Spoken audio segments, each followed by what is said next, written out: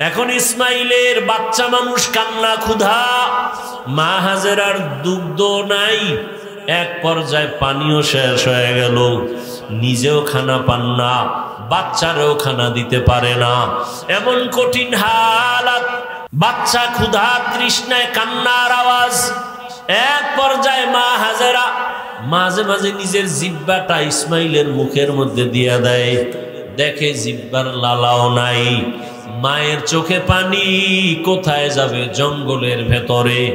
আল্লাহর কাছে বলে, আল্লাহ রাস্তা খুলে দেন। ইসমাইল ও বাচ্চা শুয়ে শুয়ে কান্না করে। মা হাজেরা হঠাৎ সফা পাহাড়ে তাকাইলেন, একটু দূরে দেখে 10টার সময় সূর্যের আলো, পানি পানি মনে হয়। মা হাজেরা একটা দৌড় দিলেন, দৌড়াইয়া পাহাড়ে উঠে দেখে বালু, সূর্যের আলোতে চিকচিক করে, আসলে পানি না। ওখানে গিয়ে আবার তাকাইলেন মারোয়া পাহাড়ে, মারোয়ায় তাকায় দেখে আবার পানির মতো দেখা যায়, আবার দৌড় দিলেন, গিয়া দেখে বালু, সূর্যের আলো পেয়ে চিকচিক করে, পানি না। আম্মা জান হাজেরা আল্লাহর মোহাব্বতে, বাচ্চার ক্ষুধার তৃষ্ণায় এভাবে কয়েকটা দৌড় দিছেন, ওই পাহাড় থেকে এই পাহাড়ে। আল্লাহর কাছে মা হাজেরার দৌড় এত ভালো লাগছে, জিব্রাইলের কয়, জিব্রাইল সাক্ষী থাক, কিয়ামত পর্যন্ত আমার হাজেরার স্মৃতিটা আমি কায়েম রাখতে চাই। দুনিয়ার জমিনে যারা আমার ঘর জিয়ারত করতে আসবে, বাইতুল্লাহ জিয়ারত করতে আসার পর আমার হাজেরা যেই পাহাড়ে দৌড় মারছে, ওই জায়গায় গিয়া যদি আমার হাজি দৌড় না দেয়, আমি কোন হাজির হজ কবুল করব না। নবীজি বাইতুল্লাহ তাওয়াফ কইরা এর পেছনে সফা মারোয়ার সাই করা লাগে, 7টা দৌড় দেওয়া লাগে। এখান থেকে শুরু করে আবার ওই পাহাড়ে 1, ঘুরে আসবে 2, ঘুরে যাবে 3, আবার আসবে 4, আবার যাবে 5, আবার আসবে 6, আবার যাবে 7। অনেক কষ্ট, অনেক কষ্ট। নবীজিও জীবনের শেষ হজ সফা মারোয়ায় সাই করতে গিয়া আক্ষেপ কইরা কয়, আম্মাজান যদি দৌড় না দিতেন, আমার তো এই দৌড়ানটা লাগতো না, অনেক কষ্ট লাগতেছে। আল্লাহ কয়, ও নবী, হাজেরার দৌড় আমার কাছে বড় ভালো লাগছে, এই জন্য আমি কিয়ামত পর্যন্ত স্মৃতির আকার করে দিলাম।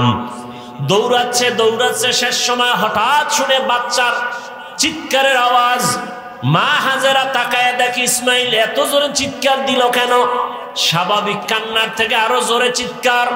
মা হাজেরা দৌড়ে গিয়ে দেখে ইসমাইলের পানি, পায়ের নিচ দিয়া পানির ফোয়ারা, এত পরিমাণ পানি উঠতেছে। মা হাজেরা এবরানি ভাষা, ওই সময়ের ভাষায় ওই পানিটারে চতুর্দিক থেকে একটা আওয়াজ দিছেন। আওয়াজটাও আল্লাহর কাছে ভালো লাগছে, ঝম ঝম, তার অর্থ হলো থাম থাম। আল্লাহর কাছে শব্দটা পছন্দ হয়ে গেছে।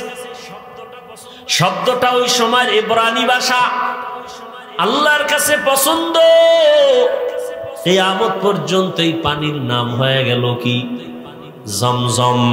এরে আল্লাহর বান্দা, শুধু জমজম পানি নিয়ে যদি আলোচনা করি, অনেক সময় এই বরকতের পানি, হাজার হাজার কোটি মিলিয়ন ট্রিলিয়ন বিলিয়ন পানি দুনিয়ার হাজি সাহেবরা নেই। যেখানে পানি ওই সময় ছিল, এখনো কমেও না বাড়েও না। সাহাবায়ে কেরাম রহমতের নবীকে জিজ্ঞাসা করলেন, ইয়া রাসূলুল্লাহ, জমজম পানির তলা কই? নবী বলেন, জমজম পানির তলা হাউজে কাউসারের সাথে। আরো জোরে বলো। এত বরকতের পানি, কোন জিনিস দাঁড়াইয়া পান করা নিষেধ, তবে জমজমের পানি দাঁড়ায়া পান করো। জমজমের পানির প্রায় 25টার মতো উপকার আছে। কত দামি পানি!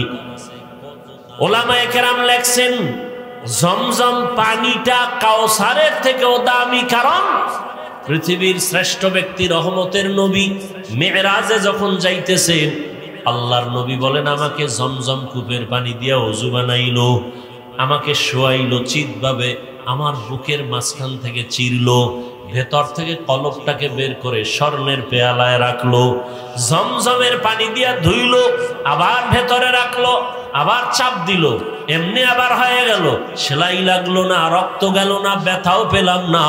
এইভাবে আমার অপারেশন হয়েছে কুদরতের। এটাকে বলে open heart. Open heart surgery করে লাভ দিও না, মাস্তানিয়ার বাহাদুরি অহংকারী করো না। রহমতের নবীকে আল্লাহ ওপেন হার্ট সার্জারি 4 বার করে দেখাই দিয়েছেন।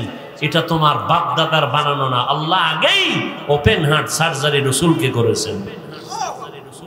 কয়বার? কষ্ট হইতেছে আপনার? হ্যাঁ ভাইরা আমার,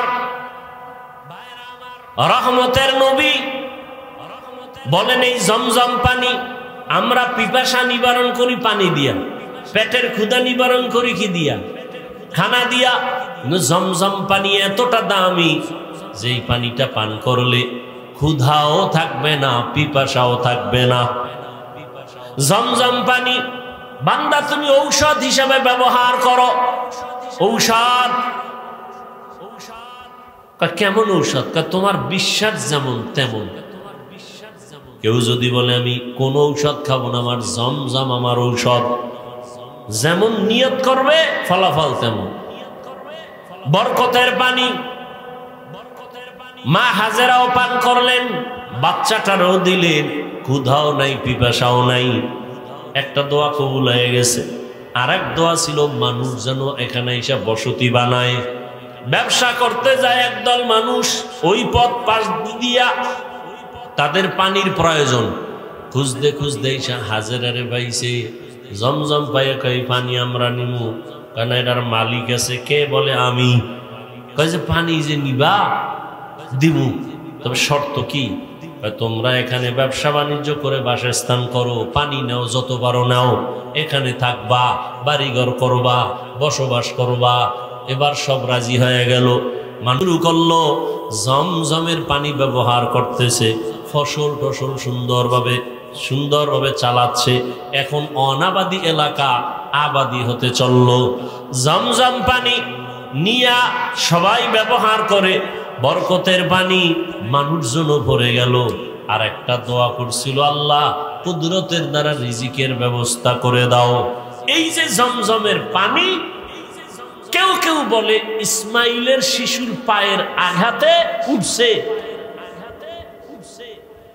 মা হাজেরা তো দৌড়ায় পাহাড়ে,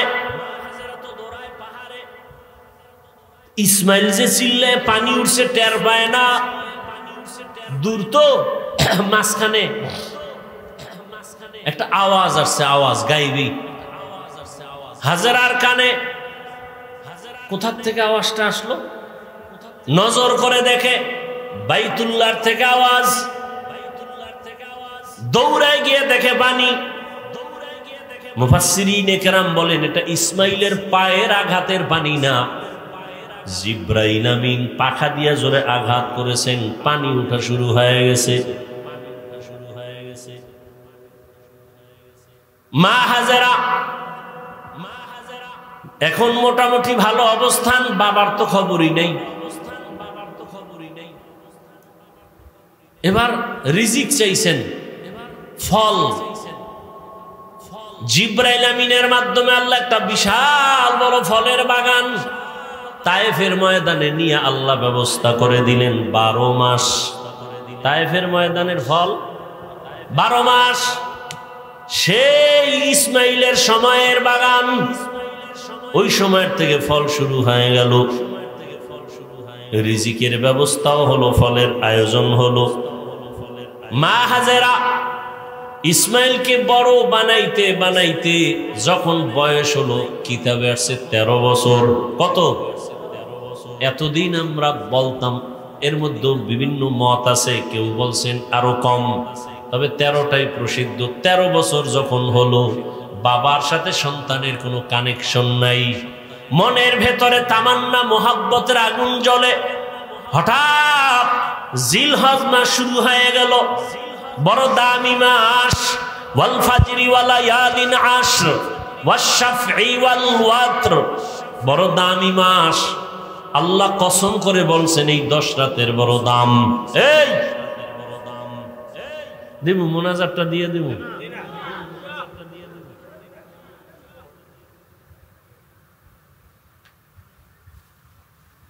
কপাল পড়লে কি করবো, যাই করবো আকাম, কোনো কাম নাই। কিন্তু বাইরে মোবাইল চালাইব, নিলে আড্ডা দিব। ওই একদল তো আড্ডা দিতেই আছে দোকান ভাড়ে, কপাল পুড়ছে। আল্লাহ হেদায়াত দান করুন। আমিও কাইটে কাইটে দিয়ে আইছি, আর শেষ করে দিব অল্প টাইম। কোথায় রাখছি কথা? জিলহজ মাস শুরু হয়ে গেল। 1, 2, 3। হ্যাঁ, আজকে তো চাঁদ উঠছে না? উঠছে। জিলহজ মাসে কোরবানি যারা দিবেন, কত কথা কয়। বাইতুল্লাহ যারা হাজী সাহেব ওখানে হজে গেছে, এই হজ শেষ কোরবানি দেওয়া পর্যন্ত, চাঁদ উঠার থেকে কোরবানি দেওয়া পর্যন্ত নখ কাটবে না, চুল কাটবে না, কিছুই কাটা যাবে না। আমরা বাইতুল্লাহ যেতে পারি না, যারা কোরবানি দিবেন, যারা দিবেন না সবাই এই আমলটা করি, অন্তত একটু বাহানা করবেন যে ওখানে যেতে পারি না, তবে হাজীদের সাথে একটু মিল করলাম। নখ চুল কিছুই কাটবেন না কোরবানি করার পরে। এর দ্বারা অনেক ফজিলত, মাওলার কুদরত। ওই বলছিলাম না, বাইতুল্লাহ মাওলার পাগলামির জায়গা, মাওলার আশেকের ইশক আর পাগলামির জায়গা বাইতুল্লাহ। দেখেন না, এই যে গোসল করবে হাজিরা, সাবান লাগানো যাবে না, তেল লাগানো যাবে না। যত ময়লা সয়লা নিয়ে এলোমেলো থাকো, ততই আল্লাহর কাছে ভালো। পাগল সাজো, পাগল বুঝে না একদল, ওটির তার মার আরো ছিঁড়ে গেছে, ছিঁড়া যাইয়া এবার আমার পিছে লাগছে। আমি মক্কার হাজিদের পাগল কইছি, ওরে এইটা হই না, আর একদল আরো ডবল পাগল হয়ে গেছে। হাফিজুর রহমান পাগল কইল কেন? তুই ডবল পাগল হইলি কেন? দুনিয়ার সব মানুষই তো পাগল। এখন কি যাবি? এখন যাইবে কি? এতদিন বলছি মক্কার হাজিরা মাওলার পাগল, রাস্তার ল্যাংটা পাগল না। আজ বললাম দুনিয়ার সবটি পাগল, একটা মানুষ নেই পাগল ছাড়া। কেউ চেয়ারের পাগল, কেউ ক্ষমতার পাগল, কেউ নারীর পাগল, কেউ গাড়ির পাগল, কেউ সম্মানের পাগল, কেউ সৌন্দর্যের পাগল। একটা মানুষও পাগল ছাড়া আছে? সব পাগল। নামাজ নাই, রোজা নাই, যারা ক্ষমতার পাগল, আর ঘুমের ভিতরে ক্ষমতা, নামাজে দাঁড়াইলেও ক্ষমতা। যারা নারীর পাগল, 24টা ঘন্টা নারী নিয়ে জিকির আর ফিকির। আর যারা আমার মাওলার পাগল, এরা 24 ঘন্টা শুধু আমার মাওলাকে নিয়ে জিকির আর ফিকির চলে। ইয়া এলাই মুঝসে মুঝকো दूर कर, ताके देखो मुझ में तुझको एक नजर। ভাইরা আমার, জিলহজ মাসের 8 তারিখ রাতের বেলা ইব্রাহিম নবী স্বপ্ন দেখতেছেন, আমার রাস্তায় কোরবানি করো। ইব্রাহিম নবী, নবীদের স্বপ্ন ওহী। নবী স্বপ্ন দেখা সকালবেলা উঠে চিন্তায় পড়ে গেলেন, কি দেখলাম? স্বপ্ন তো কয়েক ধরনের, এক স্বপ্ন রহমানি, আর এক স্বপ্ন শয়তানি, আর এক স্বপ্ন নফসানি। শয়তানের পক্ষ থেকে স্বপ্ন, আর নিজের ধ্যান খেয়ালের দ্বারা স্বপ্ন, আর একটা রবের পক্ষ থেকে স্বপ্ন। নবী চিন্তায় পড়ে গেলেন, কি ওহী নাকি কোন শয়তানের পক্ষ থেকে দেখলাম? বুঝতে পারলেন না। এজন্য এই দিনটাকে বলে ইয়াউমে তারবিয়াহ। ইয়াউমুত তারবিয়াহ, সন্দেহের দিন। পরের দিন আবার একই স্বপ্ন। ওদিন স্বপ্ন দেখে বুঝতে পারলেন যেটা না রবের পক্ষ থেকে আমার প্রতি আদেশ হুকুম আসছে। স্বপ্ন দেখা ফাইনাল হয়ে গেলেন, আল্লাহর রাস্তায় কোরবানি করতেই হবে। এবার দ্বিতীয় রাত্রে স্বপ্ন দেখে ফাইনাল সিদ্ধান্ত নিয়ে নিলেন, উট কোরবানি দিলেন। আগের দিনও দিলেন, এই দিনটা যেহেতু নিশ্চিত হয়ে গেলেন, আল্লাহর পক্ষ থেকে পরিচয় সিদ্ধান্ত যেন আল্লাহর পক্ষ থেকে এই স্বপ্ন, এজন্য এই দিনটাকে বলে ইয়াউমে আরাফা, 9 জিলহজ। এই দিনের রোজার অনেক দাম। খালি বয়ান, এই বিষয়ে আলোচনা করলে কত লাইন। আরাফার রাত দিনের রোজা বড় দামি রোজা।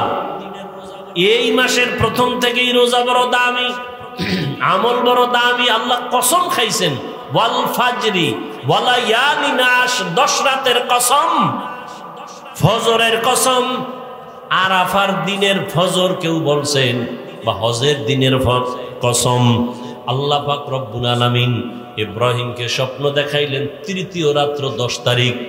ইব্রাহিম নবী স্বপ্ন দেখছেন, তখন তিনি জবে করা শুরু করলেন 10 তারিখ ইয়াউমুন নাহার।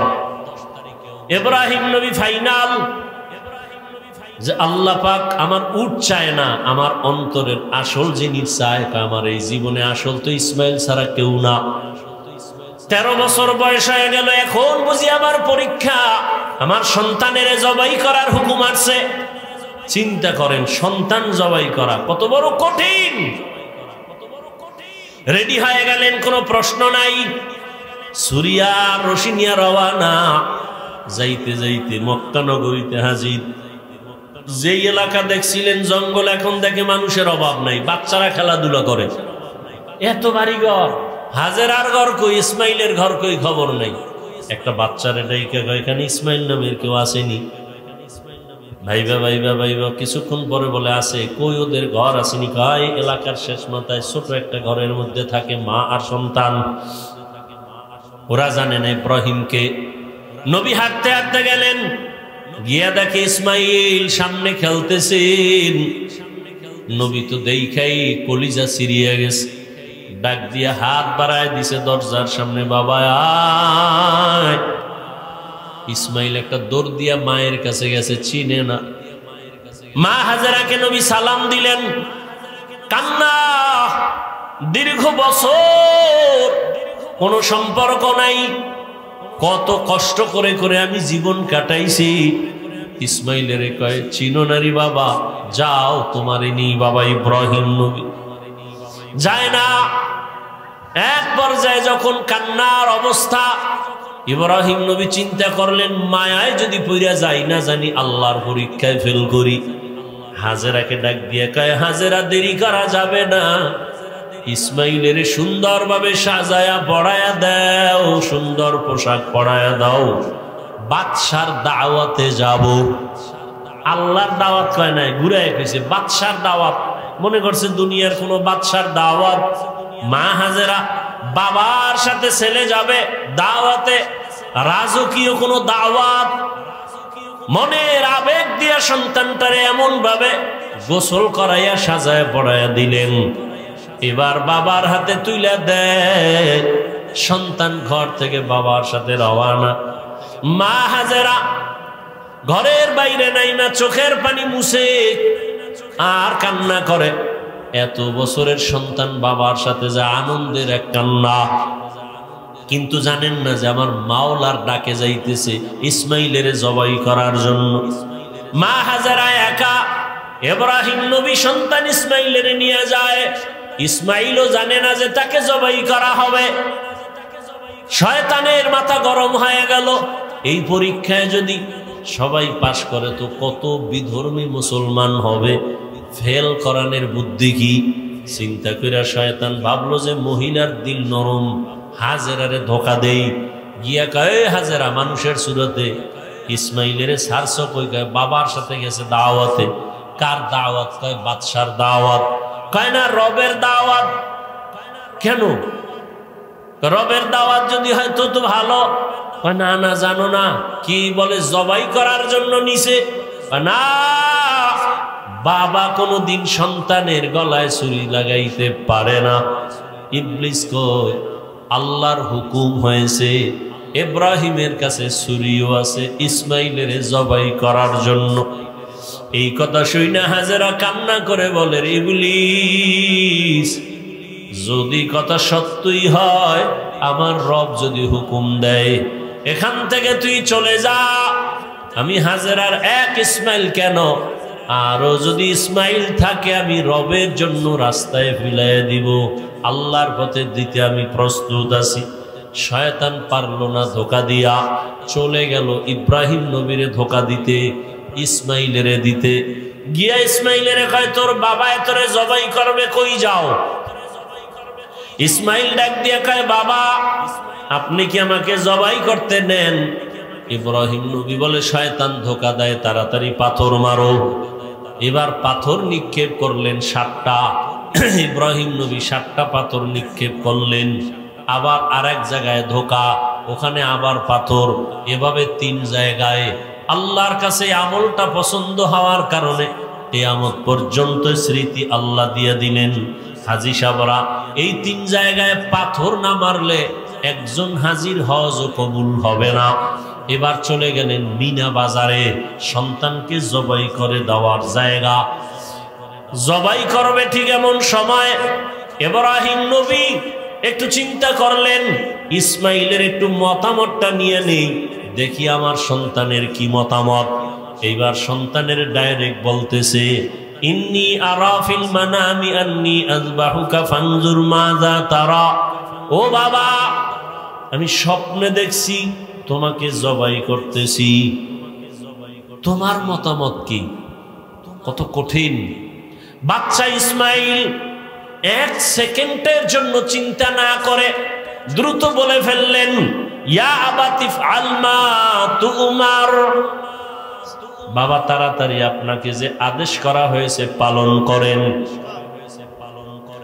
সাতাজিদুনি ইনশাআল্লাহু মিনাস সাবিরিন, অচিরেই আমাকে পাবেন ইনশাআল্লাহ ধৈর্য ধারণকারীদের অন্তর্ভুক্ত। এরে আল্লাহর বান্দা, এখানে অনেক কথা। ইব্রাহিম নবীকে আল্লাহ পাক স্বপ্নে দেখাইলেন কেন? ডাইরেক্ট বললেন না কেন? আবার ইসমাইলকে জিজ্ঞাসা করলেন কেন? আল্লাহর হুকুমের বেলায় জিজ্ঞাসা করলেন কেন? এখানে তো জিজ্ঞাসা করার কোনো যুক্তিকতা নাই, আল্লাহ অর্ডার করছে পালন করো। আবার ইসমাইল স্বপ্নের কথাটাকে এত গ্যারান্টি দিল কেন? অনেক কথা এখানে। ইসমাইল নবী বললেন আব্বা যান আমাকে দ্রুত আপনি যা দেখছেন হুকুম পালন করেন। বাবাই বলছে আমি স্বপ্নে দেখছি জবাই করতে। ইসমাইল বলে আপনাকে যে হুকুম দেওয়া হয়েছে তা পালন করেন। দেখছে স্বপ্ন, কিসের হুকুম? 13 বছরের সন্তান। অনেক কথা এখানে, হিকমত, এগুলোর জবাব এখন দেওয়ার সময় নেই। ইসমাইল বইলেই চোখের পানি ছেড়ে দিয়েছেন।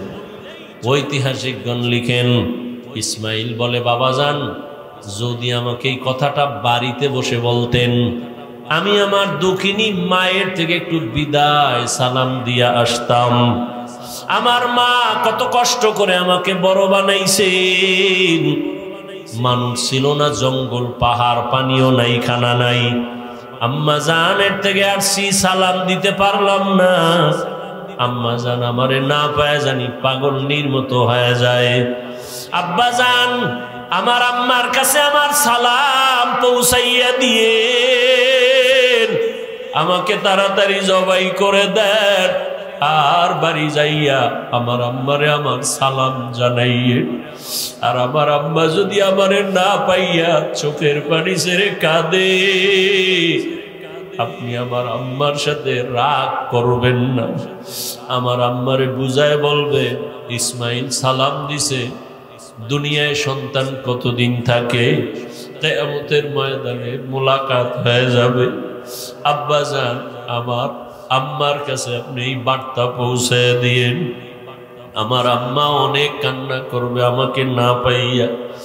ইতিহাসবিদরা বলে আবার ইসমাইলি কথাও বলছেন আমার রক্তের জামা মাখা আমার মায়ের কাছে দিয়েন, আমার মা দেখে একটু কলিজা ঠান্ডা করবে। এবার ইসমাইল বলে আব্বা জান আমার চেহারাটা মাটির দিকে রাইখা আমারে শোয়াইয়া জবাই করে, কারণ আমার চেহারার দিকে যদি আপনার মায়ার নজর লাগে, আপনি মায়ার কারণে ছুরি চালাইতে পারবেন না। আরে আপনি ছুরি চালাইতে গিয়া যদি ব্যর্থ হয়ে যান আবার মাওলাই বেজার, পরীক্ষায় বুঝি আপনি ফেল হয়ে যাবেন। দ্রুত আমার চেহারাটা নিচে রাখবেন আর আমার হাতে পায়ে রশি দিয়া ভালো করে বাঁধেন। জবাই করতে গিয়া যদি আমার পায়ের নাড়াচাড়া আপনার শরীর মোবারকে লাগে, বেয়াদবি হয়ে যাবে। বাবার সাথে আমি বেয়াদবি করবো, এটা বরদাস্ত করা যায় না। ও বাবা আমার, হাত পাও ভালো করে বেঁধে নেন, আপনার চক্ষু দুইটাও বাঁধেন, আপনার চোখের নজর যেন আমার দিকে না পড়ে। বাবা তাড়াতাড়ি আপনি ছুরি চালান।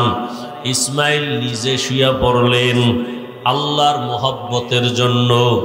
আল্লাহ পাক রব্বুল আলামিন ছুরিরে বললেন, খবরদার আবার ইসমাইলের একটা পশম যেন ক্ষতি না হয়। ইব্রাহিম নবী যখন ছুরি চালায় একটু পশম কাটে না। ইব্রাহিম নবী পাথরের উপরে আঘাত করলেন, পাথরটা টুকরা টুকরা হয়ে গেল। ইসমাইলের কয়, বাবা আর একবার চেষ্টা করে আসো। আল্লাহ বুঝি আবার বেজার হয়ে গেলেন নাকি?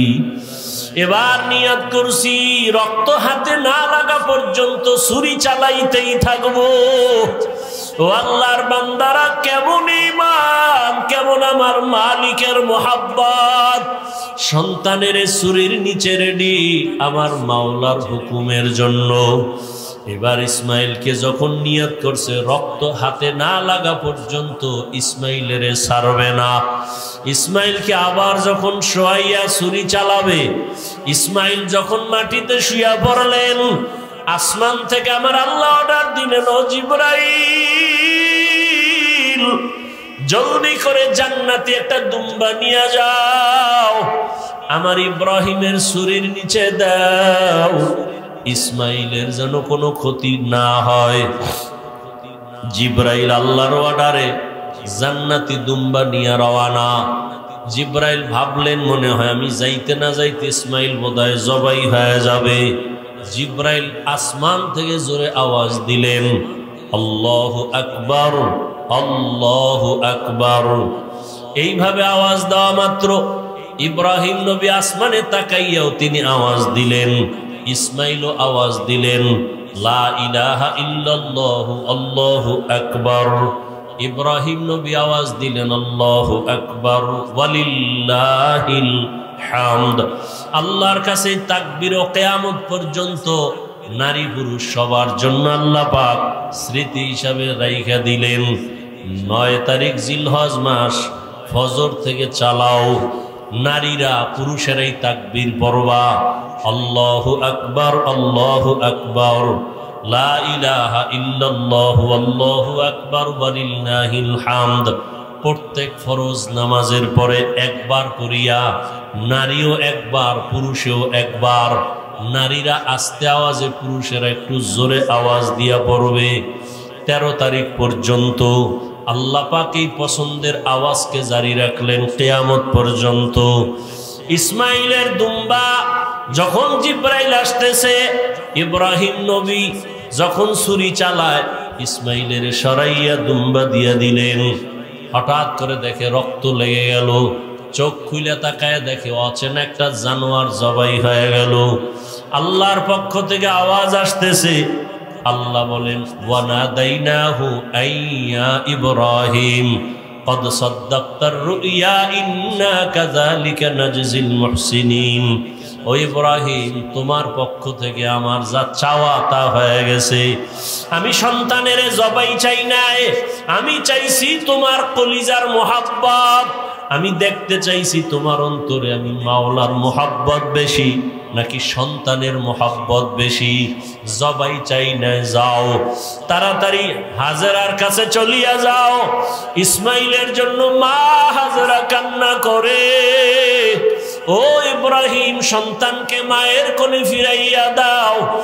আর বলে আসছো বাদশার দাওয়াতে যাই, বিদায় বেলা বাদশার থেকে একটু হাদিয়াও তো দরকার। আমি জান্নাতি একটা হাদিয়া দিয়ে দিলাম, হাজেরাকে নিয়ে এই হাদিয়া তোমরা খাও। আল্লাহ বলেন আফাদাইনাহু বিযিবহিন আযীম। ওই ইব্রাহিম নবীর কোরবানি আল্লাহ পাক বলেন লাইয়ানাল্লাহা লুহুমুহা ওয়ালা দিমাউহা ওয়ালাকিন ইয়ানালুহুত তাকওয়া মিনকুম। ও দুনিয়ার কোরবানি দেনেওয়ালারা, আমি তোমার রক্ত চাই না, পশুর গোশত চাই না, আমি চাই তোমার কলবের তাকওয়া। তুমি কোরবানি কি মানুষকে দেখাবার জন্য দাও না, আমি আল্লাহর মহাব্বতে দাও। আমি তোমার অন্তরের মহাব্বতের পরীক্ষা নিতেছি। আমি তোমার গোশতের পরীক্ষা নেই না, রক্তের কিছুই নেই না, আমি আল্লাহ তোমার অন্তরের তাকওয়া চাই। ও আল্লাহর বান্দারা, আল্লাহর মহাব্বত নিয়া এখনো সময় আছে। সন্তানের মায়ায় পড়িয়া, মা বাবার মায়া, পরিবারের মায়ায় আল্লাহর রহমত থেকে অনেক দূরে এখনো তওবা করেন। ও যুবক বাবারা, পর্দার আড়ালের মা বোনেরা, দিল্লি শহরে দাঁড়ানো আছে কুতুব মিনার, কুতুবউদ্দিন বখতিয়ার কাকি রহমতুল্লাহ আলাইহির স্মৃতি। কত বড় আল্লাহর ওলি তিনি। ওদিকে আমি যাব না। ভারত এমন একটা পবিত্র দেশ, পবিত্র জমিন, যেখান থেকে পৃথিবীর ইতিহাসে শুরু হয়েছে বাইতুল্লাহর হজ। বাইতুল্লাহর প্রথম হজ শুরু হয়েছে ভারত থেকে। এবার বুঝেন ভারতের দাম কত, জমিনটা কত দাম। আর আপনারা ভারতকে ঘৃণা করেন কেন? প্রবাদ না আছে, পাপকে ঘৃণা করো, পাপীকে নয়। এটা ভুলে গেছেন? পাপকে ঘৃণা করো, বেনামাজির কর্মকে ঘৃণা করো, কিন্তু ব্যক্তিকে ঘৃণা করো না। তাকে বুকে লাগাও, তাকে ডাকো, তার কাছে যাও, তাকে মসজিদে নেওয়ার ফিকির করো। মদ পান করার কাজটাকে ঘৃণা করো, মদ পানকারীকে ঘৃণা করো না, বরং তার কাছে যাও, বুকে লাগাও, মোহাব্বতের ভালোবাসা দিয়ে মসজিদে নাও। এই ভালোবাসা দেওয়ার কারণেই তো দেশের বহু মদখোর তাবলীগ করে, কি বহু জুয়া খেলনেওয়ালা, বহু সন্ত্রাস, চাঁদাবাজি, সব আল্লাহওয়ালা উজানি চরমনের সওয়াবে আজকে তসবিহ হাতে নিয়েছে। সি সি করে তাড়ায় দিলে তো এই দিন পাইতো না। আল্লাহ সবাইকে হেদায়াত দান করুন। ভারতের জমিন থেকে ব্রিটিশরা মাদ্রাসা শেষ করলো, আলেম শেষ করলো, স্লোগান একটা, ভারতের জমিনে ইসলামের কোনো আলো থাকতে দেওয়া হবে না। রব্বে কারিম সিদ্ধান্ত নিলেন পৃথিবীতে ইসলামের আলো জ্বলবে, তার পাওয়ার হাউস হবে ভারতে। বান্দা চাইলে কিছুই হয় না, মাওলা চাইলে। আজকে ভারত দেওবন্দ, দেওবন্দের আলো ছড়িয়ে আছে গোটা পৃথিবীতে। কেমন আলো?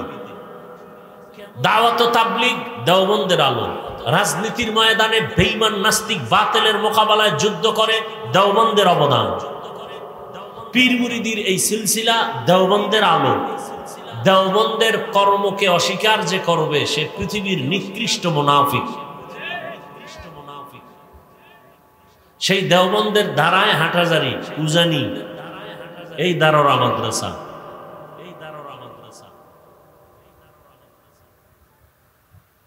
এই মাদ্রাসা টিকিয়ে রাখার জন্য আমাদের সহযোগিতা দোয়া করা উচিত। আল্লাহর কাছে কি নিয়ে যাবেন? আমি তো অনেক জায়গায় বলি, অনেকে দান সদকা জিনিসটাকে খুব বাঁকা নজরে দেখে।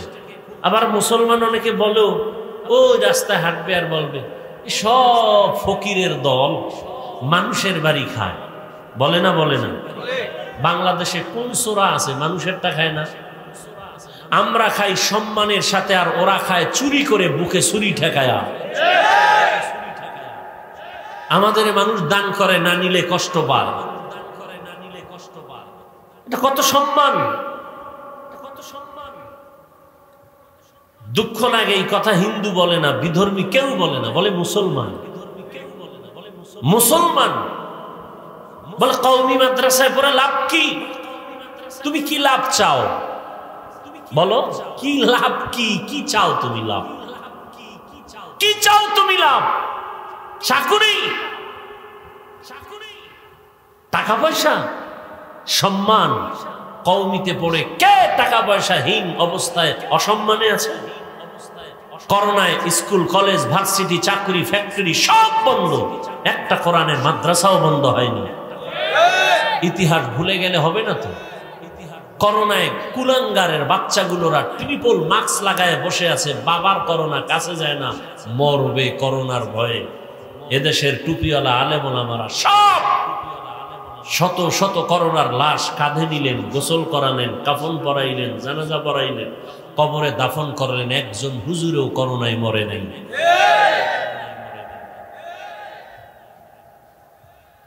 এজন্য বলা একদিনে কত বলা যায়। এই জাতির জন্য, দেশের জন্য ওলামায়ে কেরাম যা দিছে, যা করেছে, এই পরিমাণ নিঃস্বার্থভাবে কেউ দেয় নাই, কেউ করে নাই। আল্লাহর কসম, মানুষ তো বিশ্বাসও করতে চাইবেন, নফসের গোলাম হয়ে গেছে। আলেম ওলামারা যেই পরিমাণ জাতির পিছনে কষ্ট করে, মেহনত করে, সময় দেয় নিঃস্বার্থভাবে, এরকম খোদার কসম কেউ দেয় না। সব স্বার্থপর, চান্দাবাজ আর ধান্দাবাজ। আমাকে বলুন তো 1 মিনিট, আমি কিন্তু বয়ান শুরু করি নাই, 5 মিনিট মাদ্রাসার কথা বইলে এরপরে আয়াতের তর্জমা করব, ব্যাখ্যা করব, উঠবেন, মোনাজাত দিয়ে নেমে যাবেন, খালাস। বয়ান করা আমার ফরজ না। আপনি শুনলে না আমি শুনাবো, না শুনলে আমি শুনানোর দরকারটা কি? আপনাকে জান্নাতে নেওয়া তো আমার ফরজ না, বুঝানোর দায়িত্ব। এখন আপনি যদি বুঝতে না চান তো আমার জোর করার কিছু নাই। লা ইকরাহা ফিদ্দীন। আল্লাহ সব ভাইকে হেদায়েত দান করুন। ভাই কি কথাটা বলতেছিলাম? কি কথাটা বলতেছিলাম? হ্যাঁ, কথা না টান দিলাম। আলেম ওলামারা ও যার দিছে এটা না। আচ্ছা আমাকে বলেন তো, এখানে অনেক শিক্ষিত মানুষ সরকারি চাকরি করেন, এমন লোক আসেননি? বলেন। বেসরকারি চাকরি করে নাই? না করলেও জানেন সেই বিষয়টা আমাকে বলেন তো। যারা সরকারি বা বেসরকারি চাকরি করে তাদের ডিউটি কত ঘন্টা প্রতিদিন? বলেন। 8 ঘন্টা। কথা ঠিক? বেতন কত মাসে? নিম্নে। যারা জানেন বলেন। 20,000 ধরলাম, উপরেরটা বাদ। এরপরে টেবিলের নিচে কত মুক্তা তো আছেই, আছে না নাই?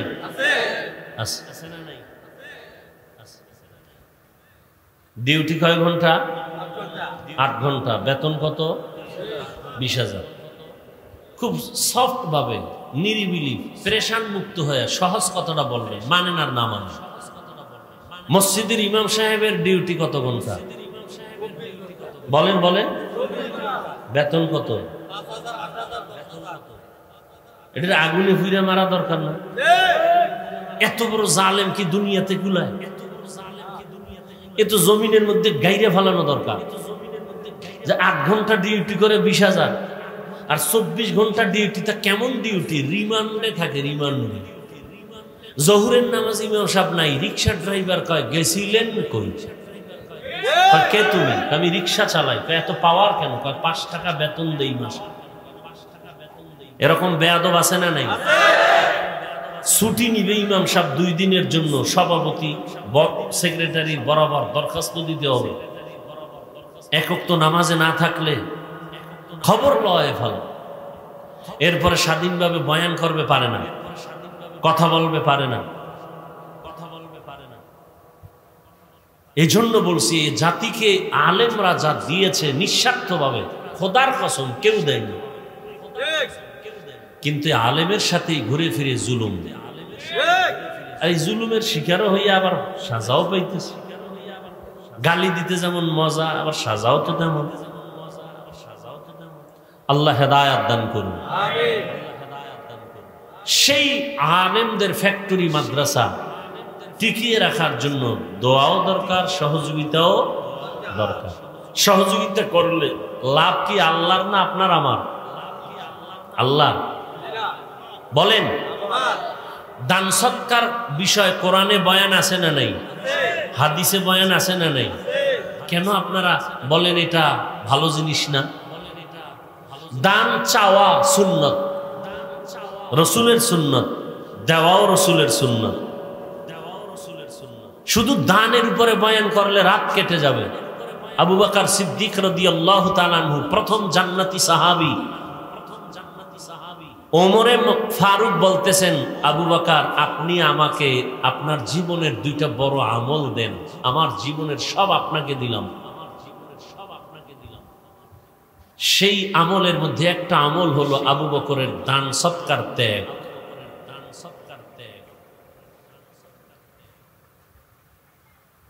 দানের এত বরকত,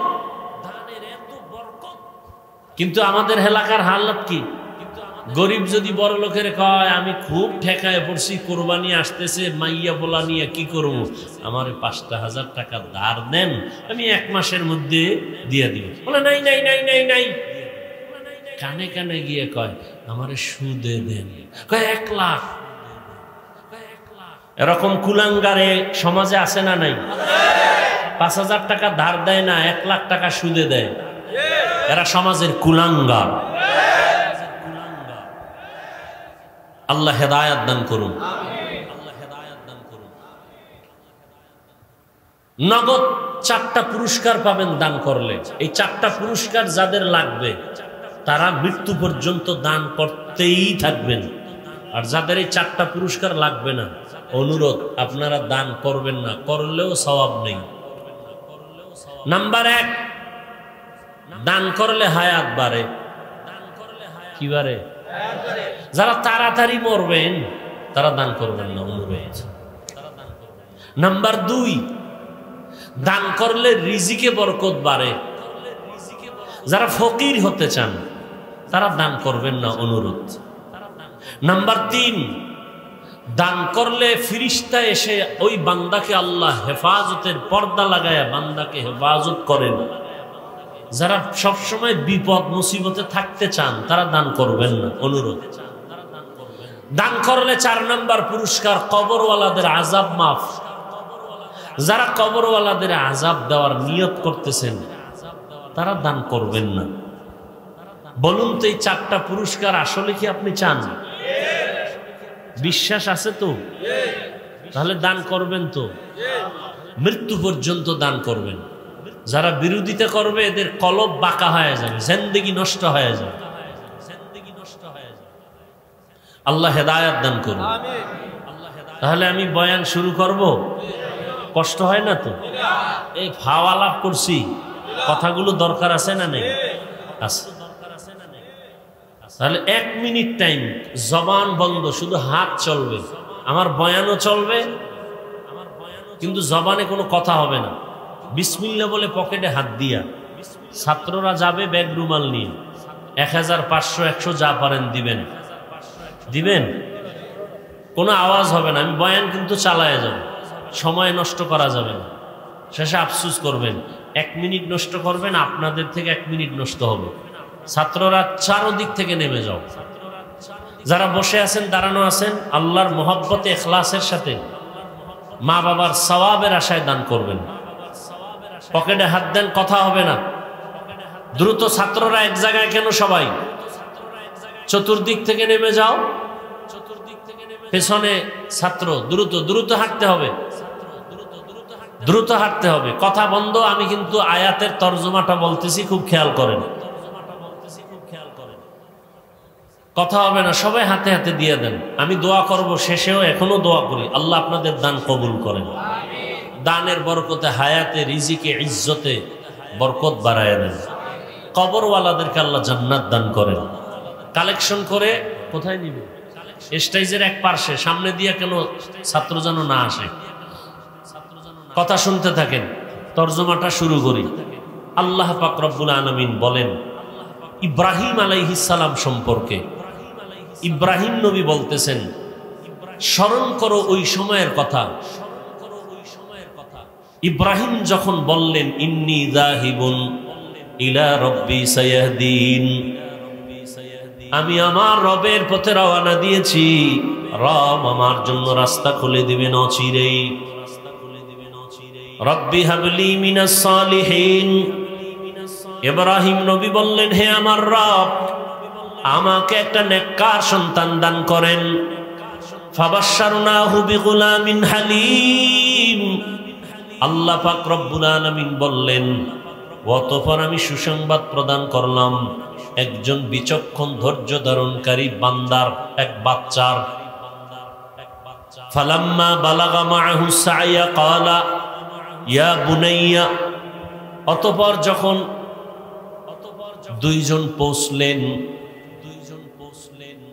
নির্দিষ্ট জায়গায়, বাপ তার বেটাকে বললেন, ও আমার সন্তান, ইন্নী আরা ফিল মানাম, আমি ঘুমের মধ্যে দেখতেছি, আন্নী আযবাহুকা, তোমাকে জবেহ করতেছি, ফানজুর মাযা তারা, বলো তোমার কি মতামত। ক্বালা ইয়া আবাতি ইফআল মা তু'মার। সন্তান বললেন, হে আমার বাবা, আপনি যা দেখেছেন, হুকুম আসছে, সে হুকুম আপনি পালন করেন। সাতাজিদুনি ইনশাআল্লাহ, আমাকে আপনি অচিরেই পাবেন, আল্লাহ যদি কবুল করেন, মিনাস সাবিরিন, ধৈর্য ধারণকারীদের মধ্য থেকেই। তেলাওয়াতকৃত আয়াতের তরজমা শেষ। হাদিস পড়েছি, নবীজি বলেন, লা তাআতা লি মাখলুকিন ফি মাসিয়াতিল খালিক। আল্লাহকে অসন্তুষ্ট করে পৃথিবীর ভিন্ন কারো আদেশ নিষেধ মেনে নেওয়া হারাম। আল্লাহকে অসন্তুষ্ট করে মা বাবার কথা মানা হারাম। আল্লাহকে অসন্তুষ্ট করে পীরের কথা মানা হারাম। আল্লাহকে অসন্তুষ্ট করে নেতার কথা মানা, নেত্রীর কথা মানা হারাম। এক কথায় দুনিয়ার সব বেজার হয়ে যাবে, কোনো দুঃখ নাই, আল্লাহকে বেজার করা যাবে না। কাকে বেজার করা যাবে না? কিন্তু আমরা বেশি আল্লাহকে বেজার করি। পর্দা করলে আমার আল্লাহ খুশি, আত্মীয় স্বজন বেজার। এখন আপনার পরীক্ষা, নিজে যাচাই করে দেখেন আপনার অবস্থা কি। পর্দা করলে আল্লাহ খুশি হবেন, আত্মীয় স্বজন বেজার হবে।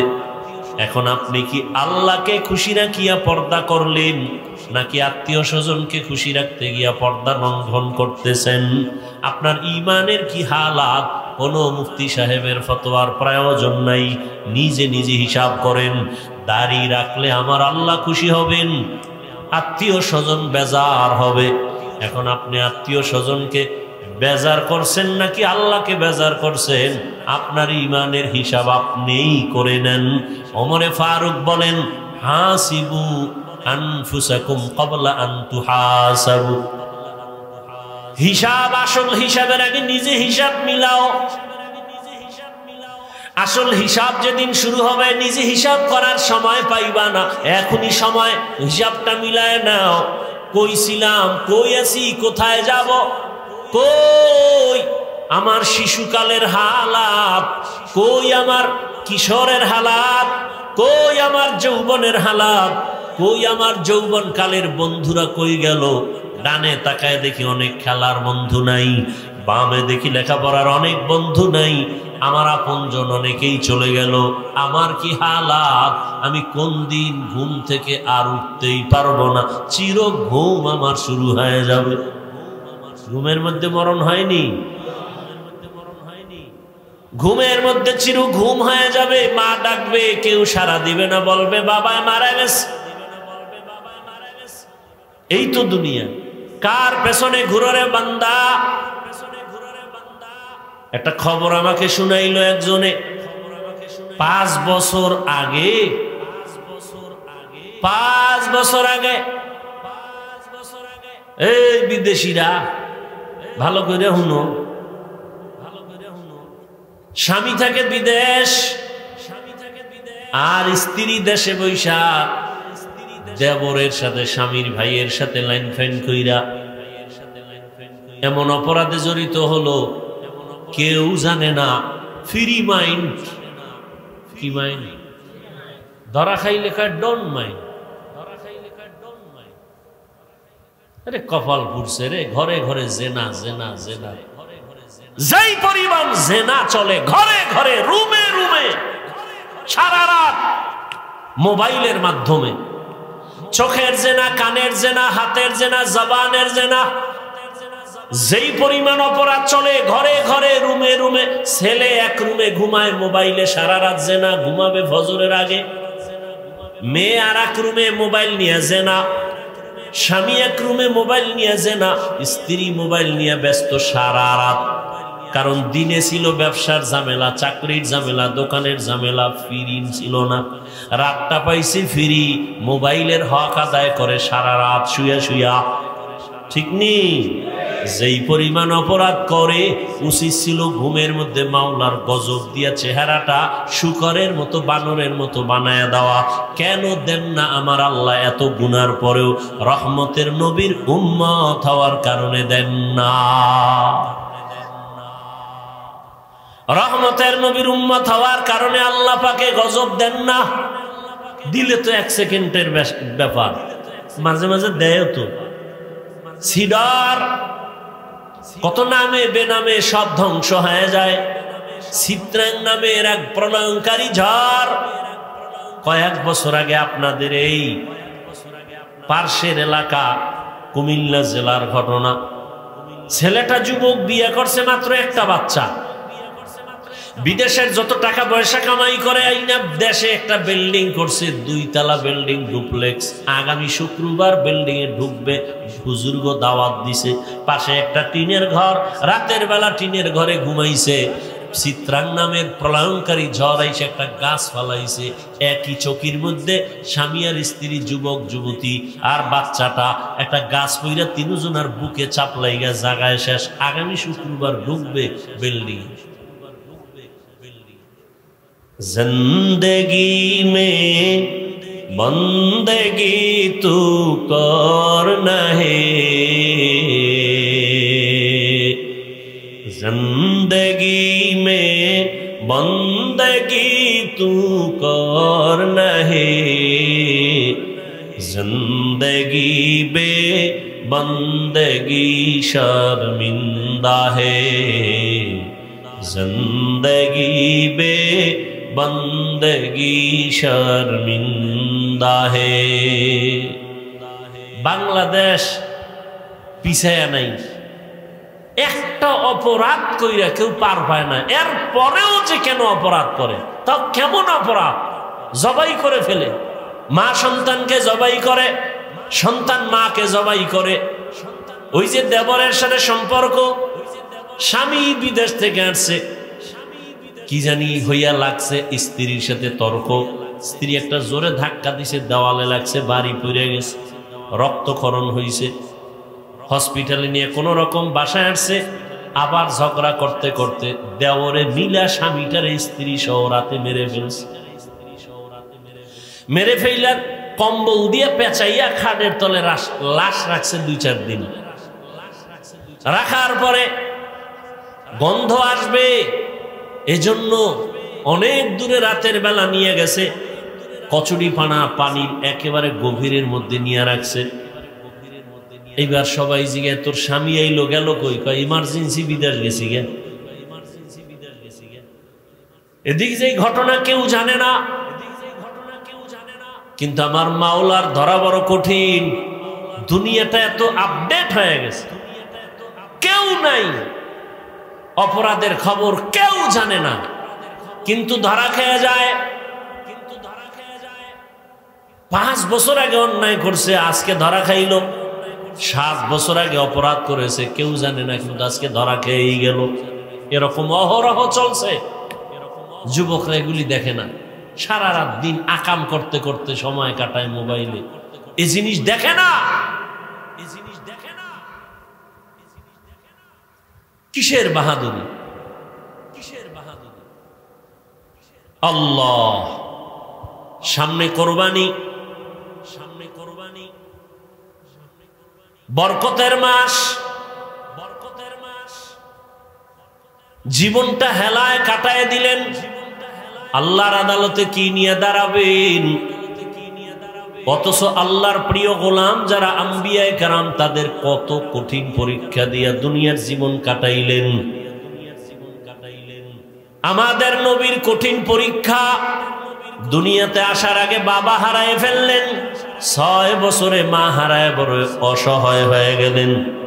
একদিন আর 2 দিন না, যেই রহমতের নবী দোয়া করলে সাথে সাথে কবুল, ওই রহমতের নবী না খাইয়া পেটে পাথর বেঁধেছে।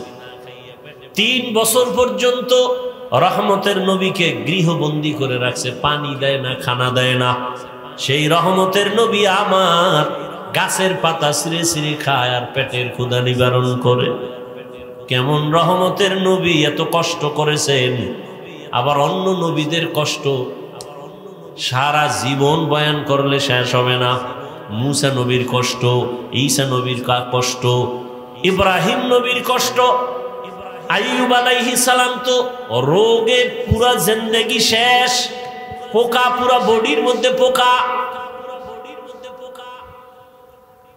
ইউনুস নবী মাছের পেটে, উযায়ের আলাইহিস সালামকে 100 বছর পর্যন্ত এরকম মাঠের মধ্যে পড়ে রইছে, মইরা গেছে। 100 বছর পরে আল্লাহ আবার জিন্দা করে দিছেন। আল্লাহ কয় উযায়ের কতক্ষণ ছিলা? কয় 1 দিন বা এর কিছু কম। কোরআনের আয়াত। উযায়ের বলে 1 দিন বা এর কম, কয় না 100 বছর চলে গেছে।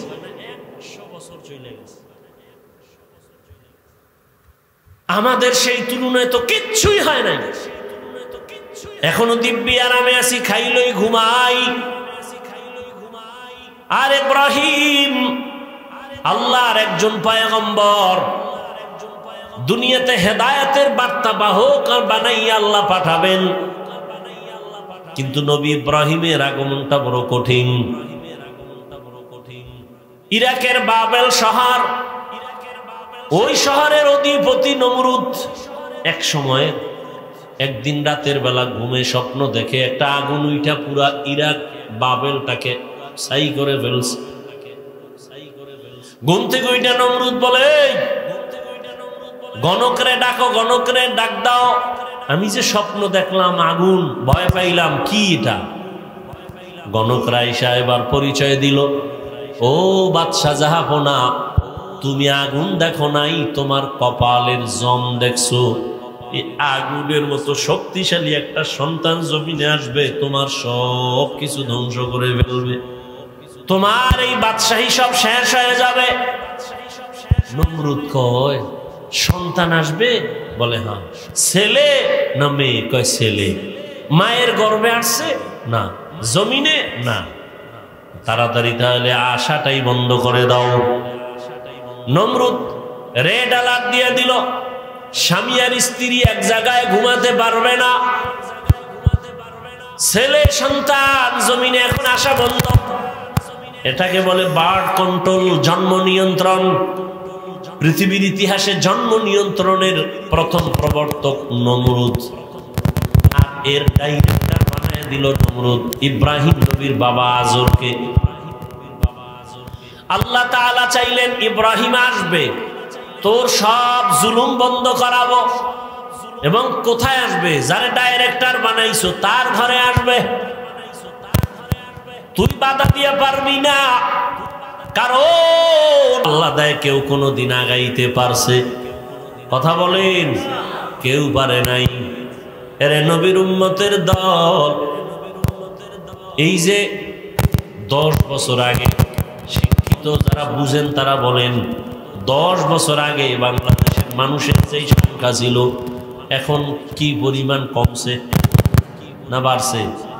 তাহলে জন্ম নিয়ন্ত্রণের ট্যাবলেট গুলো গেল কই? কোথায় গেল? স্লোগান রাস্তার মোড়ে মোড়ে ব্যানার লাগায়, ছেলে হোক মেয়ে হোক দুটোর বেশি নয়, একটা হলে ভালো হয়। আমি বলি আবার লেখ, না হইলে আরো ভালো তোদের জন্য। এরা জন্ম নিয়ন্ত্রণের বড়ি খায় কেন? আর এটি বানাইলো কেরা? এগুলি নিয়ে কথা বলবো না, তবে এতটুকু বলবো, 10 বছর আগে ট্যাবলেট খাইয়াও তো সন্তান কমাতে পারে নাই, বরং যেদিন থেকে স্লোগান শুরু একটার বেশি না, সেদিন থেকে আমার আল্লাহর কুদরতি চাবি চালু হয়ে গেল, একসাথে 4 বাচ্চা। ঠিক নেই? লিল্লাহি মুলকুস সামাওয়াতি ওয়াল আরদি ইয়াহাবু লিমান ইয়াশা ইয়াহাবু লিমান ইয়াশাউ ইনাসাও ওয়া ইয়াহাবু লিমান ইয়াশাউ যুকুর আও ইউযাওবিজুহুম যুকরানা ওয়া ইনাসা ওয়া ইয়াজআলু মান ইয়াশাউ আকিমা ইন্নাহু আলিমুন কাদির।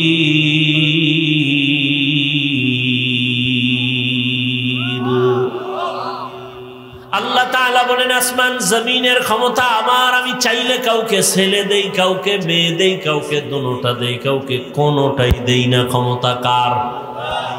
আল্লাহ যাকে সন্তান দিবেন কেউ ফিরাতে পারবে না, যাকে দিবেন না কেউ আনতেও পারবে না। ইব্রাহিম দুনিয়াতে আসবে, আল্লাহর সিদ্ধান্ত। আজরের ডাইরেক্টরের পরে ইব্রাহিম চলে আসলেন। ইব্রাহিম আস্তে আস্তে বড় হলেন। আমি সংক্ষেপে শেষ করতেছি, সেরে সেরে যাচ্ছি। ইব্রাহিম বড় হইয়া আল্লাহকে চিনেন না, সবাই দেখে মূর্তি পূজা করে, মূর্তিরে সেজদা দেয়, বাবাও দেয়, এদেশের ক্ষমতার রাষ্ট্রে যারা তারাও দেয়। এখন ইব্রাহিম আল্লাহর পরিচয় একা একা নিলেন।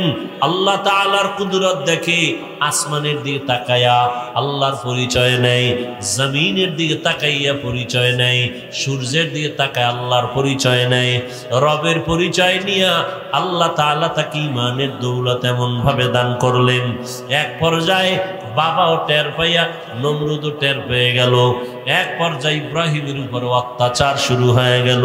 অত্যাচারের এক পর্যায়ে তাকে মেরে ফেলার জন্য রেডি। কেমনে মারবে? কয় এমনে ঠাস করে মারবো না, জাগাত মারবো না, ধুকে ধুকে মারবো। বলে কেমনে ধুকে ধুকে মারবো? কয় অগ্নিকুণ্ড সাজাইয়া আগুনের মধ্যে ফালাও, পুরাইয়া তারপরে মারবো। তাকাইয়া তাকাইয়া দেখবে কেমনে তার জীবনটা নষ্ট হয়। অগ্নিকুণ্ড সাজাইল বিশাল এরিয়া নিয়া। ইব্রাহিম আলাইহিস সালামকে আগুনের মধ্যে ফেলবে। এখন আগুন জ্বালাইছে, এত পরিমাণ তাপ কেউ কাছে যাইতে পারে না। এখন ওখানে ফেলবে কেমনে? চরখা বানাও, চরক গাছ লাগাও, ওই গাছের রশিতে বাইদা ঘুরায় ঘুরায় ঘুরায় ঘুরায় ফালাইয়া দিব। বানলো, চরখা বানাইয়া ইব্রাহিম নবীর সাথে রশি দিয়া বাইদা টানা শুরু করলো। কিন্তু ইব্রাহিম নবী জায়গায় বসা, নাড়াচাড়ার কোনো সুযোগ নাই, চরক গাছও নড়ে না। নমরুদের মাথা গরম হয়ে গেল। ইবলিস আইসা কয় এই মুহূর্তে পারবা না। লক্ষ লক্ষ আসমানের ফেরেশতারা ইব্রাহিমের রশি ধইরা রাখছে, ফেরেশতাদের দূরে সরাও। কয় কেমনে? ওগো তো দেখা যায় না, অন্ধকার, আমরা তো কিছুই দেখি না। বলে এখানে কাজ করো, দুইটা বর্ণনা ঐতিহাসিকগণ বলেন। এক, উলঙ্গ নারীদের, নারী পুরুষের নাচ গান এখানে দাও। নারী পুরুষ যখন উলঙ্গ নাচ গান করবে রহমতের ফেরেশতা চলে যাবে, অটোমেটিক ইব্রাহিমকে ফেলতে পারবা। এই একটা। আর একটা বর্ণনা, এই মুহূর্তে ইব্রাহিমকে উলঙ্গ করো, যদি উলঙ্গ করতে পারো রহমতের ফেরেশতা ভেঙে যাবে, আগুনে ফেলবা। ইব্রাহিম কি উলঙ্গ করবে? কে? কেউ সাহস করে না। বাবা আজর কয় আমি করবো, আসো। ইব্রাহিমের এক পর্যায়ে যখন উলঙ্গ করার জন্য বাবার সামনে দাঁড়াইয়া ইব্রাহিমকে বলে তোমাকে উলঙ্গ করব। ইব্রাহিম বলে বাবা, সন্তান বিপদ পড়লে মা বাবা পাগলের মতো হয় আত্মরক্ষার জন্য, সন্তানের বাঁচানোর জন্য। তুমি আমার জন্মদাতা বাবা, তুমি আমাকে উলঙ্গ করবা, কি একটু লজ্জা লাগে না? হাজার হাজার ফেরেশতা তাকায় আছে, আমাকে লজ্জা দিও না। এক পর্যায়ে যখন ইব্রাহিমকে উলঙ্গ করেই ফেলতেছে, রহমতের ফেরেশতারা চলে গেল। চরক গাছ উঠায় যখন আগুনের মধ্যে ফেলবে, ঠিক ওই সময় জিব্রাইল কানে মুখ লাগায় বলে কোনো সহযোগিতার প্রয়োজন আসেনি।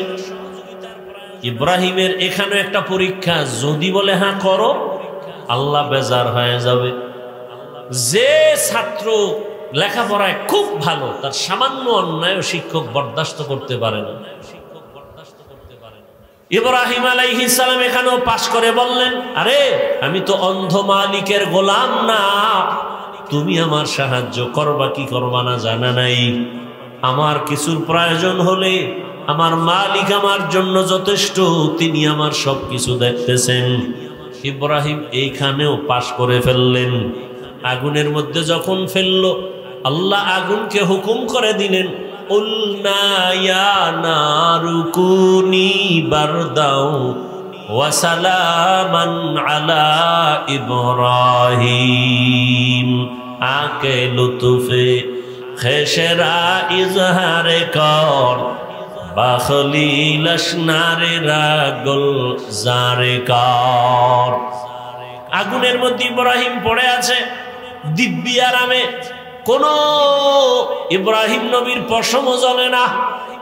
নমরুদ অনেক দূরের থেকে তাকায় বলে, আগুন তুই কি দুর্বল হয়ে গেলি? কয় না, ইব্রাহিম যার কথা মাইনা চলে আমিও তো তার কথা মেনে চলি। ইব্রাহিমের আল্লাহ হুকুম দিছে জ্বালানোর, নিষেধ করেছেন পশম যেন জ্বলে না। আবার আল্লাহ যদি অর্ডার করে তোর এই পুরা জমিন আমি জ্বালায় দিতে পারি। দীর্ঘদিন ইব্রাহিম নবী আগুনের মধ্যে থাইকা বের হলেন, সশরীরে আরামে সুস্থতার সাথে বের হইয়া।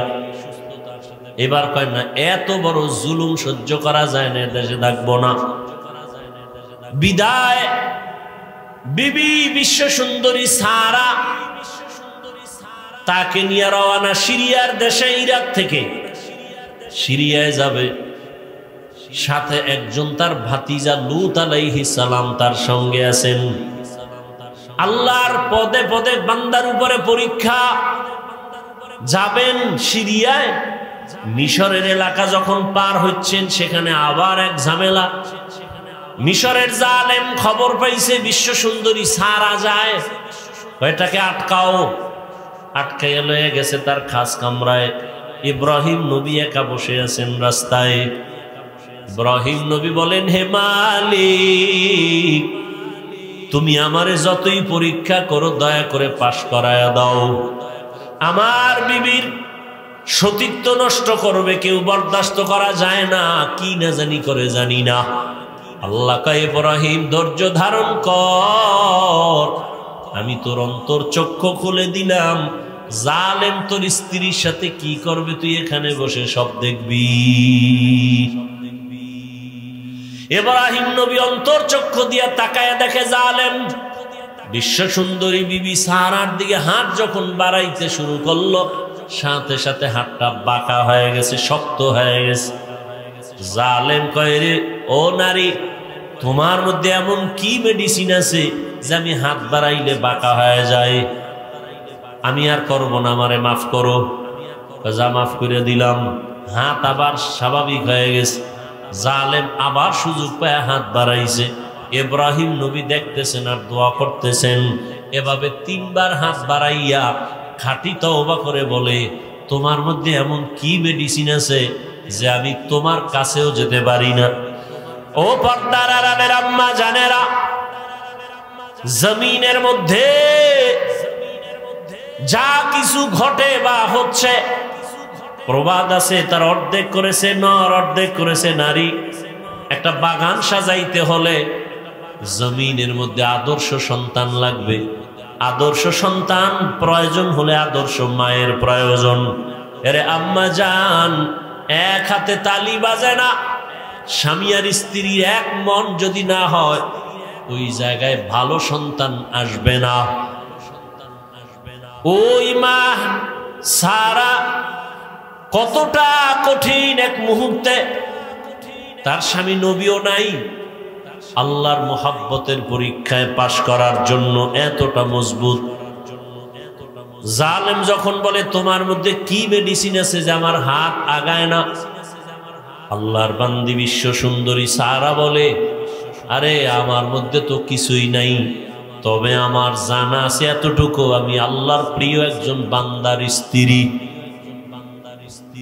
আল্লাহর প্রিয় বান্দা ইব্রাহিম নবীর স্ত্রী কয়, কই তোমার সেই প্রিয় বান্দা? বলে, ওই যে রাস্তায়। জালেম ভুল স্বীকার কইরা নবীরে ডাইকে মেহমানদারি করাইয়া জানতে চাইলেন সন্তান কতজন? কয়, কোনো সন্তান নাই। কেন? কয়, চাইছি পাই না। তখন হাজেরা নামের আল্লাহর বান্দি তাদের কাজের জন্য রাখছিল, দিয়ে দিছে খেদমতের জন্য, যাও হাদিয়া দিয়ে দিলেন। এক পর্যায়ে সারার খেদমতের জন্য হাজেরারে নিয়ে রওয়ানা, সিরিয়ায় যাবে। সারা ইব্রাহিম নবীর সাথে বিবাহের জন্য দিয়া দিলেন। হাজেরার সাথে নবী ইব্রাহিমের বিবাহ হয়ে গেল। বিবাহ হইয়া সংসার চালায়, সন্তান নাই। ইব্রাহিম আলাইহিস সালামের ৮০ বছর পার হয়ে গেল। আল্লাহর কাছে একদিন দোয়া করে, রব্বি হাবলি মিনাস সলিহিন। একজন নবী হইয়া আল্লাহর কাছে দোয়া করে ভালো সন্তানের জন্য। আর আপনার আমার কি হালাত? সন্তান চাইলে হবে না, আল্লাহর কাছে ভালো সন্তানের কামনা করতে হবে। ও আল্লাহ, একটা নেককার সন্তান দাও। 10টা সন্তান হলে কি লাভ হবে যদি সন্তানের কারণে মা বাবার হাতে হ্যান্ডকাপ লাগে, পুলিশে ধরে, মানুষ যদি গালাগালি করে, সন্তানের কারণে মা বাবার ইজ্জত যদি নষ্ট হয়, এমন সন্তান 10টা হলেও লাভ নাই। আর একটা সন্তানের দ্বারা মা বাবার সম্মান যদি বেড়ে যায়, এমন এক সন্তানও যথেষ্ট। দোয়া করলেন, আল্লাহ পাক বললেন, সুসংবাদ দিলেন, অপেক্ষায় থাকো, একটা ভালো সন্তান দিচ্ছি। ফাবাশশারনাহু বিগুলামিন হালিম। ৮০ বছরের উপরে বয়সে সন্তান আল্লাহ দান করলেন, নাম রাখলেন ইসমাইল। দুনিয়াতে আসছেন অত্যন্ত সুন্দর, সুদর্শন, দেখলে কলিজা ঠান্ডা। আবার বুড়া বয়সে সন্তান পাইছে, কত মায়া। আল্লাহ পাকের পরীক্ষা আবার শুরু হয়ে গেল। সন্তানের মায়ার কারণে আমি মাওলার মোহাব্বতের মাঝে নাজারি দেওয়াল হয়ে যায়, পর্দা পড়ে যায়। কত হাজি সাহেব, কত গাজী সাহেব, কত পীর সাহেবের মুরিদ, কত তাবলিগওয়ালা তাবলিগ করে, পীরের কাছে যায়, কিন্তু খবর নিয়ে দেখি অনেকের মাইয়া এখনো বেপরদায় কলেজে দৌড়ায়, ছেলেটা এনজিওতে চাকরি করে, হারাম টাকা সুদের টাকা কামাই করে। এরকম বহু টুপিওয়ালায় জমিনে আছে না নাই? সন্তানের মোহাব্বতে আল্লাহর মোহাব্বত ভাটা পড়ে গেছে। আর আল্লাহ সাহায্য করবে, এত সোজা। সন্তানের মোহাব্বত আল্লাহ এজন্য সতর্ক করছেন, সাবধান। ইয়া আইয়ুহাল্লাযীনা আমানু লা তুলহিকুম আমওয়ালুকুম ওয়া আওলাদুকুম আন যিকরিল্লাহ। সম্পদ আর সন্তান থেকে সতর্ক, তোমাকে আমি মাওলার জিকির থেকে যেন দূরে সরায় না দেয়। ইন্নামা আমওয়ালুকুম ওয়া আওলাদুকুম ফিতনাহ। সাবধান। ইব্রাহিম নবী দোয়া করলেন, আল্লাহ সন্তান দিলেন। মায়া বাড়তেছে বাড়তেছে, আল্লাহর হুকুম চলে আসলো, আর রাখা যাবে না। এই স্ত্রী আর সন্তানটাকে একটা জায়গায় নির্বাসনে দাও। কোথায়? বলে আমার ঘর, জমিনের প্রথম ঘর বাইতুল্লাহ, ওখানে নিয়ে যাও। কেমন কঠিন পরীক্ষা! ইব্রাহিম নবী এতটুকু বললেন, বিবি চলো। কোথায় কোথায় টোথায় নাই, কোনো আওয়াজ নাই, বলা যাবে না। আল্লাহর হুকুমে চললেন। হাজেরা আর শিশু ইসমাইলকে নিয়ে হাঁটতে হাঁটতে হাঁটতে হাঁটতে বাইতুল্লাহ, যেই বাইতুল্লাহর চারদিকে জঙ্গল আর পাহাড়, মানুষ নাই, কোনো আলো নাই, বাতাস নাই, খাদ্য নাই, কিচ্ছু নাই। বিরান ভূমি, এক চতুর্মুখী জঙ্গল, ভয় আর ভয়। সেখানে হাজেরাকে রাইখা, শিশু ইসমাইলকে রাইখা পয়গম্বর ইব্রাহিম এবার বাড়ির দিকে রওয়ানা। কথাও বলা যাবে না, কত কঠিন পরীক্ষা আপনি চিন্তা করছেন। এবার হাজেরা জিগায়, যখন যাইতে আছে ডাক দিলেন, হে আল্লাহর নবী, আমাদের এখানে রাইখা আপনি কই যান? নবী কোনো আওয়াজ নাই, নিষেধ, মুখ খোলা যাবে না। পেছন দিক দিয়ে ধরলেন, আস্তিনটাকে ধইরা যখন দাঁড় করাইলেন, আমাদের রেখে যান কেন? নবী চুপ। এক পর্যায়ে কথা যতই বলে নবী আওয়াজ দেন না। মা হাজেরা শেষ সময় বলেন, আমাদের যেখানে রাইখা যাইতেছেন, এটা কি আপনার ইচ্ছা নাকি রবের হুকুম? এহেনেও জবান খোলা যাবে না, মাথা নাড়ায় ইশারা দিলেন হ্যাঁ রবের হুকুম, তাও মুখে বলে নাই। আল্লাহ কেমন কঠিন পরীক্ষা, শুধু ইশারায় জবাব দিলেন হ্যাঁ আল্লাহর হুকুম। এ কথা বলা মাত্র হাজেরাও তো যেমন তেমন বান্দি না, নবীর সোহবাত। বিদায় বেলা বলেন পয়গম্বর আপনি চলে যাবেন, দুঃখ নাই, তবে শিশু ইসমাইলের রাইখা গেলেন, একটু পানি আছে আর কিছুই নাই, আমাদের জন্য একটু দোয়া করবে।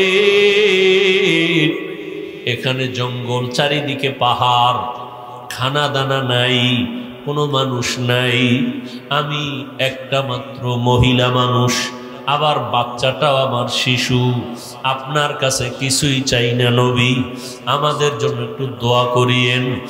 আর যদি মাঝে মাঝে একটু মনে চায় আমি হাজেরার খবর নেওয়ার প্রয়োজন নাই, আমার সন্তান ইসমাইলের খবর নিয়ে যাইয়েন, মাঝে মাঝে আসবেন। নবী কথা বলা নিষেধ, এবার চলতেছেন, হাজেরা এখানে বসে আছেন, চিন্তায় পড়ে গেলেন, এই জঙ্গলে কোনো মানুষ নাই, পাহাড়, আমি একা ইসমাইলের নিয়ে কেমনে থাকবো? আল্লাহর কাছে দোয়াও করেন। ইব্রাহিম নবী উইঠা পাহাড়ে উঠা নিচে নামলেন, নাইমা আল্লাহর দরবারে হাত উঠায় দোয়া করা শুরু করলেন। রব্বানা ইন্নী আসকানতু মিন যুররিয়্যাতি বিওয়াদিন গায়রি যি যারইন ইনদা বাইতিকাল মুহাররম রব্বানা লিয়ুকিমুস সালাতা ফাজআল আফইদাতাম মিনান নাসি তাহবি ইলাইহিম ওয়ারযুকহুম। নবী দোয়া করলেন, দোয়া করিয়া তিনটা কথা বলে গেলেন, হে আল্লাহ তোমার দরবারে তিনটা দোয়া করে গেলাম, আমার সন্তান আমার স্ত্রী এখানে আছে, তুমি বাসস্থানের মানুষের ব্যবস্থা করে দিও, এবং তুমি তাদের রিজিকের পানির ব্যবস্থা করো, এবং তাদের খানার আয়োজন তুমি ফল ফ্রুটের ব্যবস্থা করিও। নবী দোয়া করে চলে গেলেন সিরিয়ায়, সারাকে নিয়ে জীবন কাটায়। হাজেরার ইসমাইল এখানে কেউ নাই, চতুর্মুখী জঙ্গল পাহাড়, ইসমাইলের পানি পান করাইতে করাইতে শেষ হয়ে গেল, কিচ্ছু নাই, চারদিকে কোনো পানিও নাই। ও পর্দার আড়ালের আম্মা জানেরা, আল্লাহর মোহাব্বত কত কঠিন, কত কোরবানি আর ত্যাগ একজন নারী ইতিহাস কায়েম করে গেছেন। আপনারা নবী না, তবে নবীদের মায়ের মতোই তো আপনাদের মান, আপনারা তো সাহাবায়ে কেরামদের মায়ের মতো দামি নারী, আপনারা তো ইসমাইল নবীর মা হাজেরা আলাইহিস সালামের মতো দামি, আপনারা তো ঈসা নবীর মা মারিয়াম আলাইহিস সালামের মতো দামি, আপনারা তো বেঈমান ফেরাউনের স্ত্রী আসিয়ার মতো বড় দামি। আম্মাজান হাজেরা আলাইহিস সালাম কি পরিমাণ ত্যাগ স্বীকার করলেন, স্বামীর সাথে রাগও করলেন না। যখন জানতে পারলেন আমার আল্লাহর হুকুম, তখন আর কোনো আওয়াজ দিলেন না, বরং চোখের পানি ফেলে বললেন, ও স্বামী আল্লাহর দরবারে দোয়া করবেন। ইব্রাহিম নবী তো দোয়া করে চলে গেলেন, আল্লাহর কাছে তৌফিক চান, আল্লাহ হাজেরার মতো আদর্শওয়ালা আমাদের নারীদের বানাও। ও যুবক বাবারা দোয়া করো, আল্লাহকে বলো ইসমাইল নবীর আদর্শওয়ালা বানায় দাও। মুরব্বীরা দোয়া করেন, ইব্রাহিম নবীর কলিজার আদর্শ আমাদের দান করো, তোমার মোহাব্বতের পরীক্ষায় কামিয়াব বানায় দাও। জীবনে যত অপরাধ করেছো টাকার মায়ায়, সন্তানের মায়ায়, আজকে থেকে তওবা করো, আর নামাজ ছাড়বা না, মা বাবার মায়ায় পড়ে আল্লাহকে ভুলবা না, পরিবারের মায়ায় পড়িয়া আল্লাহর রহমত থেকে দূরে যাইবা না। ও যুবক বাবারা, কয়দিন আর গুনাহ করবা? শখ লাগায় তো কম গুনাহ করো নাই, মনের চাহিদায় কত গুনাহ করেছো, আর কত মরণ কি তোমার হবে না? কয়দিন আর বাহাদুরি করবা? এখনো নিয়ত করো, মা বাবার দোয়া নিয়া, শিক্ষকের দোয়া নিয়া, উলামায়ে কেরামের দোয়া পরামর্শ নিয়া নবীজির আদর্শ মেনে চলবো। আল্লাহ আমাদের কবুল করেন। আলহামদুলিল্লাহি রাব্বিল আলামিন, والصلاة والسلام على سيد الأنبياء والمرسلين وعلى آله وأصحابه أجمعين يا أرحم الراحمين يا أرحم الراحمين يا أرحم الراحمين رب ارحمهما كما ربياني صغيرا اللهم إنك عفو كريم تحب العفو فاعف عنا اللهم إنا نسألك رضاك والجنة ونعوذ بك من سخطك والنار আয় আল্লাহ আমরা গুনার বোঝা নিয়ে আপনার দরওয়াজায় হাজির গুনাহের কারণে দিলটা পাথর হয়ে গেল চোখে পানি নাই কান্নাওয়ালা চক্ষু দান করেন জিকিরওয়ালা জিহ্বা দান করেন আখিরাতের ফিকিরওয়ালা কলব দান করেন আয় আল্লাহ আমাদের গুনাহমুক্ত জীবন দান করেন মাদ্রাসা